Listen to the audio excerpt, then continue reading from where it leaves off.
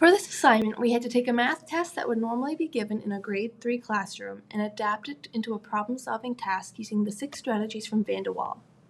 We also had to show the original version of the task, the adapted version when we connected it to the grade 3 curriculum outcomes, and explained how our changes help students think more deeply, not just repeat patterns. We chose to focus on growing patterns because it falls under grade 3 patterns and relations. And it's something students often do as just copy and continue without really understanding how the pattern works. We also based our task on the growing patterns section from Teaching Student-Centered Mathematics by Van de Waal. That section explains that students should build step 1, step 2, and step 3, notice how the pattern grows, describe the rule, and predict future steps, which fit perfectly with our assignment. The exact outcome we used is PR01 from the Nova Scotia Grade 3 Math curriculum. It says students will demonstrate an understanding of increasing patterns by describing, extending, comparing, and creating numerical and non-numerical patterns using manipulatives, diagrams, sounds, and actions. Our adapted task matches this because students create their own pattern, describe the rule, extend it to step 10, and explain their reasoning, not just fill in the blanks. The original worksheet was really straightforward. It asked students to extend a pattern like, for example, 3, 5, 7, blank, blank, or it showed students blocks. Step 1 equals 3 blocks, step 2 equals 5, step 3 equals 7, and students just drew the next ones.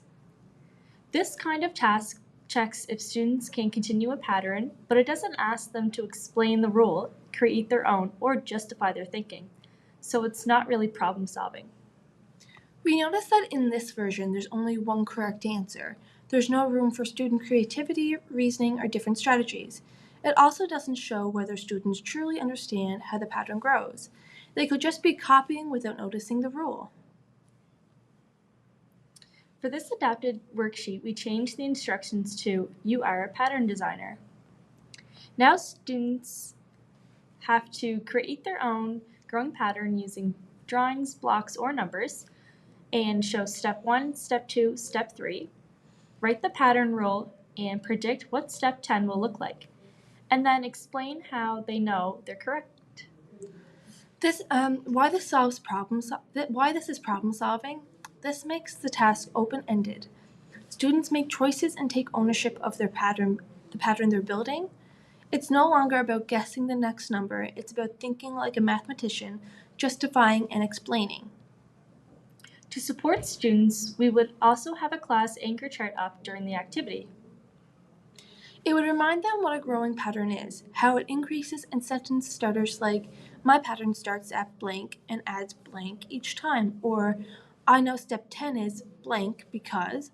This gives students something to refer back to and helps them work independently without asking the teacher every time. The original worksheet only asked students to continue a pattern the teacher gave them. There was one right answer, no choice, and no explanation required. In the adapted version, students have to create their own pattern themselves, explain the rule, and justify a future step like step 10. There are multiple possible answers and strategies.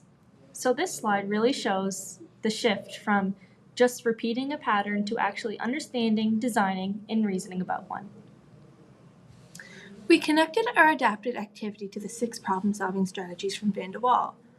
I'll go through each strategy and explain why it fits our worksheet. So strategy 1, allow multiple strategies, or in multiple ways. Students can use drawings, numbers, manipulatives, or tables to show their pattern. Strategy 2, make it an exploration, not just copying. Instead of extending a pattern they're given, they create their own pattern from the beginning. And strategy 3, postpone formal rules. We don't start by teaching equations or formulas. Students notice the rule first through building and describing. Strategy 4, use visual models.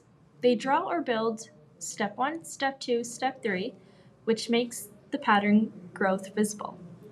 Step 5, multiple entry points. So some students might make a simple +2 pattern, while other students might make a more complex ones like +5, or patterns using shapes and numbers. Strategy 6, reasoning and convincing. Students have to explain step 10, how they got it, and why it makes sense. This shows a real understanding instead of just guessing. So, why this helps learning?